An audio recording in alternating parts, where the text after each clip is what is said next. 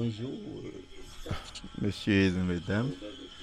Nous sommes aujourd'hui dimanche 15 juin 2025.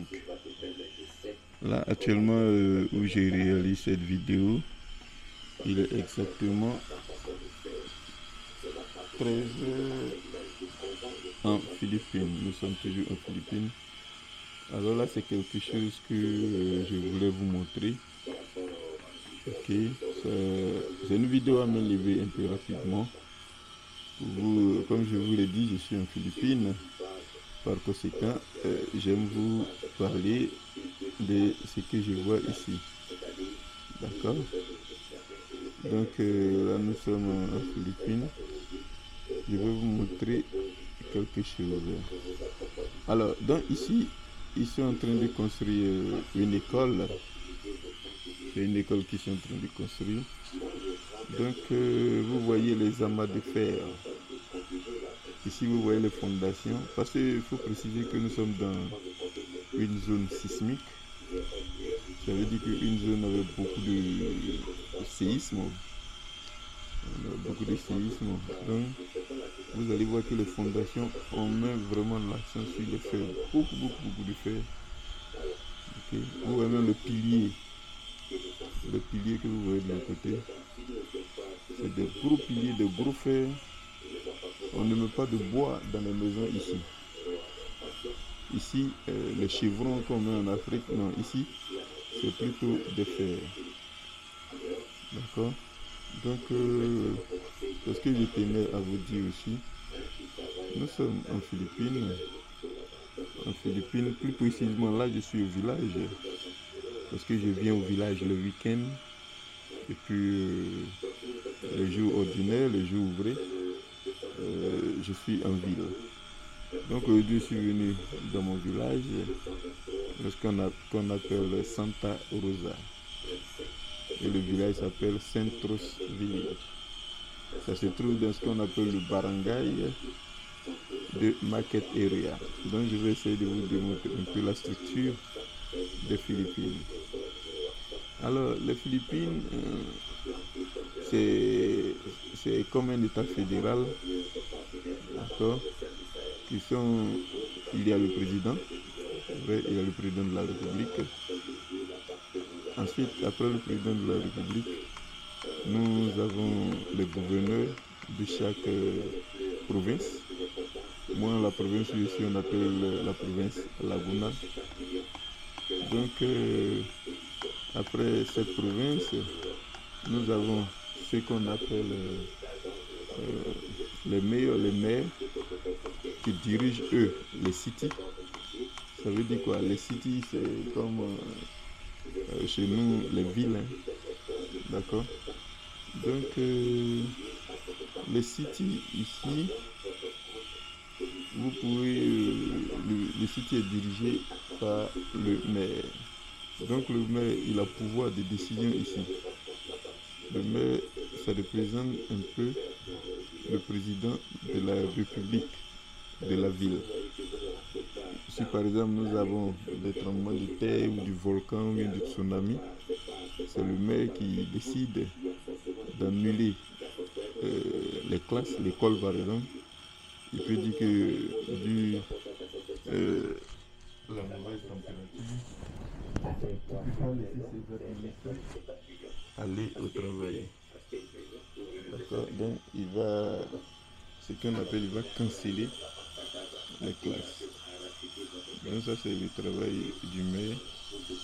Il a le droit aussi, celui qui va s'occuper, un peu comme en Côte d'Ivoire, les impôts de l'Uterdite. Les impôts de l'Uterdite, ça c'est un travail du maire. Ok. Donc le travail du maire, c'est là. Ensuite, les mairies, les cities se décomposent à ce qu'on appelle les barangays. D'accord.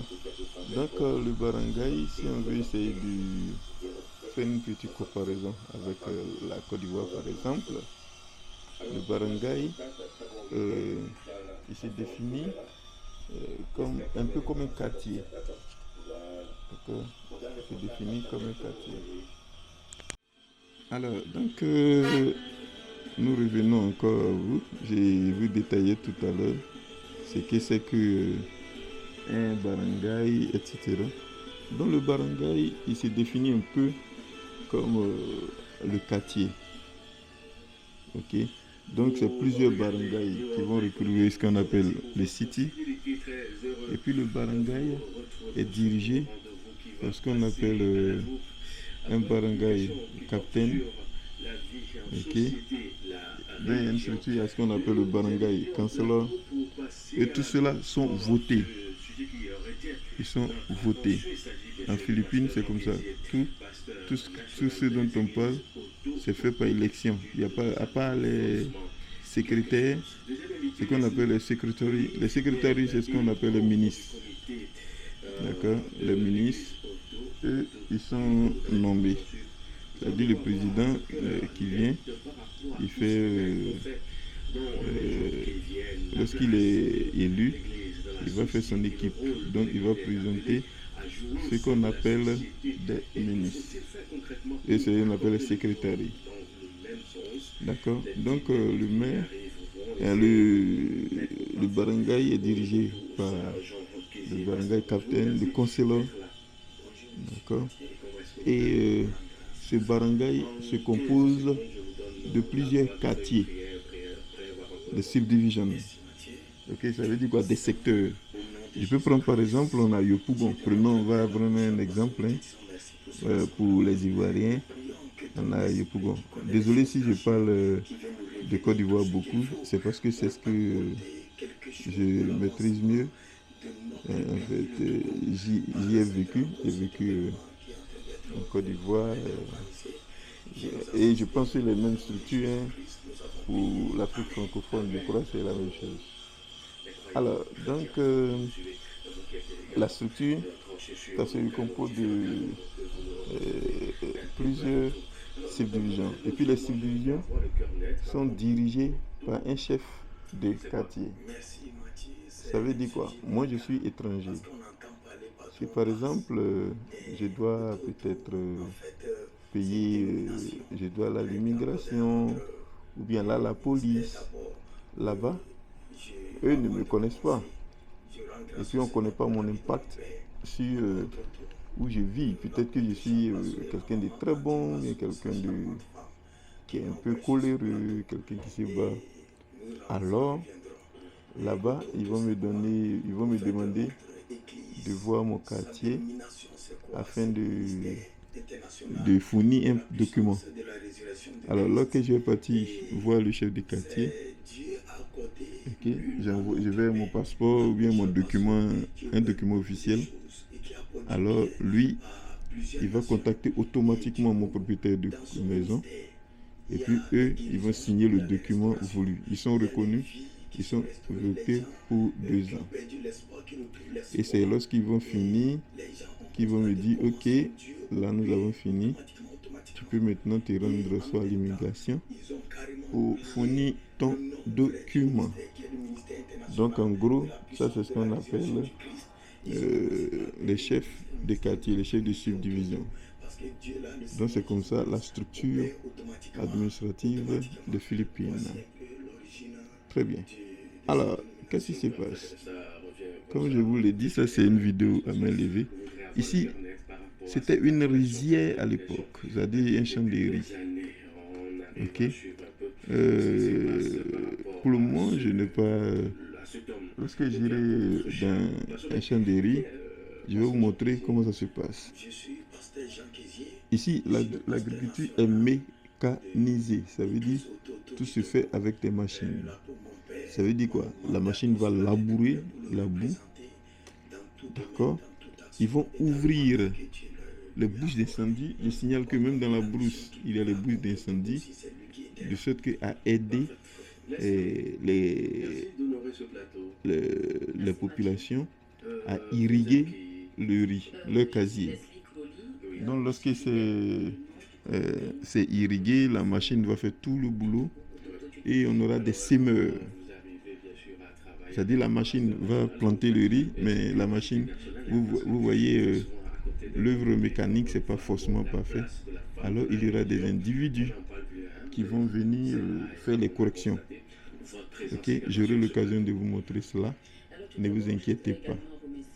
Alors, donc, lorsque cela est fait, le riz, ce que j'ai pour habitude de voir ici, par expérience, et ils font les riz de 3 mois. 3 mois pour récolter. Ok. Donc, en 3 mois, les gens passent à la récolte. Bon, parfait. Alors, nous revenons encore. Nous sommes aujourd'hui, comme je vous l'ai dit tout à l'heure, nous sommes aujourd'hui dimanche. Dimanche, exactement 14h11 à présent.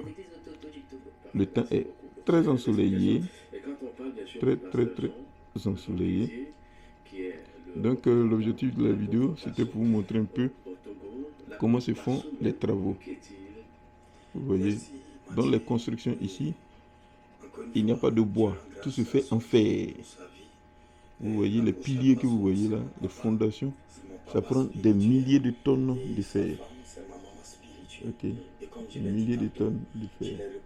Alors, donc tout à l'heure, on parlait un peu comment se fait l'agriculture. Comme vous, ne vous inquiétez pas, on aura l'occasion de visiter tout cela. Ok, lorsque j'ai programmé quelque chose pour le village, vous aurez l'occasion de visiter tous ces endroits. Bien, donc à la récolte, par exemple, lorsque le riz sera l'heure de s'aimer, d'accord, il y a la machine de récolte qui vient, qui va tout couper, le riz carrément, et puis le mettre en sac. Tout ça se fait le même jour. La machine fait les mises en sac et les villageois, je dis ceux qui travaillent dans ces coins, ils vont venir, les camions viennent les acheter rapidement et puis bon, ça sera évacué au coin indiqué. Alors, donc c'est un peu ça, c'est comme ça que cela se passe. Alors, donc ça, je parle du riz, par exemple. Le riz, plus tard, je vais vous montrer un peu, lorsque on aura l'occasion de voyager en province, je vais vous indiquer, avec preuve à l'appui, comment les choses se passent. Ne vous inquiétez pas pour cela. Ok, c'est vous qui faites ma force. Ok, donc là, vous voyez, ce sont les machines qui sont là. Ce sont les machines qui sont en train de faire. Ici, le travail manuel, il est quasiment inexistant. Tout se fait avec les machines. Tout se fait avec les machines. C'est ce que je voulais vous montrer. C'est bien. Bien. Avec les machines. C'est un peu que je voulais vous montrer. D'accord? Bien, donc c'est un peu ça. Alors, si vous avez des questions, n'hésitez pas à les poser. Ensuite, il a fait un petit rappel quand même. L'élection présidentielle ici, actuellement notre président, il s'appelle Bongbong Marcos. Il est le fils d'un ancien président. Et le président précédent, ok, ça c'était le président Rodrigo Duterte. D'accord. Donc le président est élu pour un mandat de 7 ans non renouvelable. Ça veut dire quoi? Le président, une fois l'élection finie, une fois il s'est présenté qu'il a gagné, plus jamais de la vie il sera président. Il peut être maire, il peut être député. Député ici c'est quoi? Ce qu'on appelle les sénateurs. Okay. Il peut être sénateur, mais jamais président.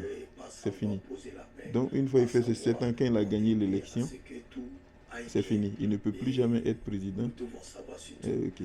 Mais il peut être maire. C'est comme l'ancien président. Vous pouvez déjà vérifier sur Internet. Le président Rodrigo Duterte, okay, Actuellement, il a été élu maire de Davao City. Davao City, c'est sur l'autre île, c'est-à-dire sur l'île de Visaya, de Mindanao, de l'île de Mindanao, s'il vous plaît. Désolé pour l'erreur. Donc Davao City, c'est sur l'île de Mindanao où le président Duterte a encore gagné des élections. Alors, donc, j'ai été très ravi de vous assister, de faire ce petit truc, de vous montrer ce petit truc, cette petite découverte, comment les maisons se construisent en Philippines. Ensuite,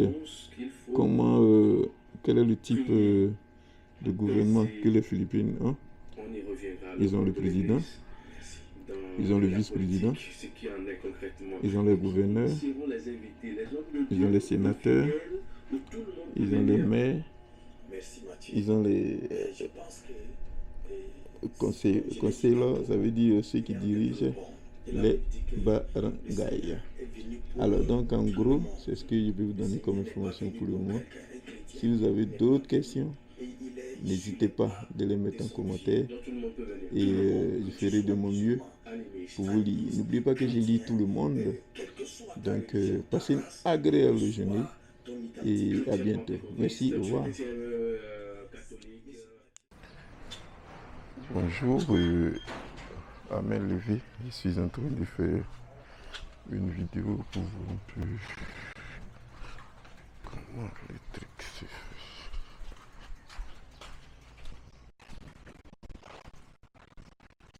Un peu comment l'enregistrement se fait. Bonjour, aujourd'hui nous sommes le lundi 16 du mois de juin 2025.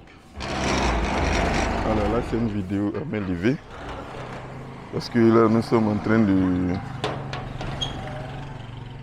apprendre quelque chose. Donc j'aimerais avoir une connaissance.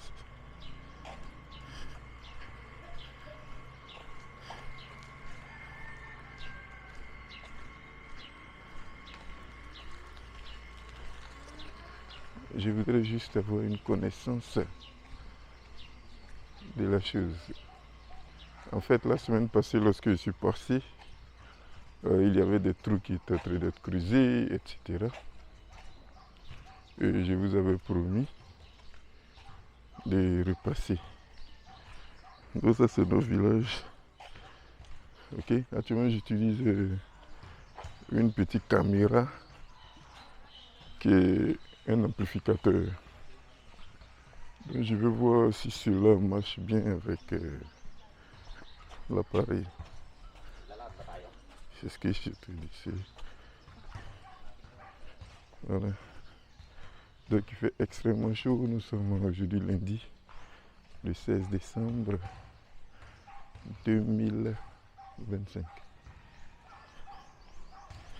7 décembre 2025. Donc c'est pour mettre en relief le caniveau. Vous voyez le bord. C'est ce que je venais vous montrer. La semaine passée, il y avait des trous. Et parce que ici les caniveaux sont souterrains. Voilà. Donc ils ont fini, c'est ce que je tenais à vous montrer. Voilà. Donc là je suis dans mon village. Mon village est Centros Village. C'est mon village qui est dirigé par une dame que je connais bien, qui s'appelle Bautista. Voilà. Ici vous voyez les ordures passer le track. On va passer dans quelques minutes pour les ramasser. Voilà. On va passer quelques minutes pour les ramasser. Donc aujourd'hui mon test c'est pour la caméra. C'est ma caméra pour... Il y a une grande maison face là que j'ai un petit qui voulait voir. Je vais lui montrer cette maison.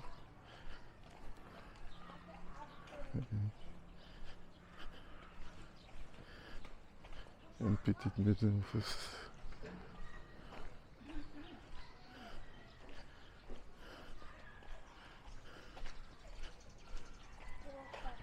Morning.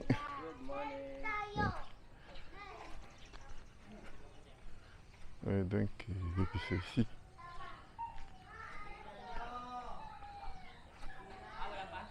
Voilà que ça se passe. Voilà, donc là, je viens dans la boutique pour acheter quelque chose. On se reparlera tout à l'heure. Allô, Big Boss. Bakit dalawa tinapay?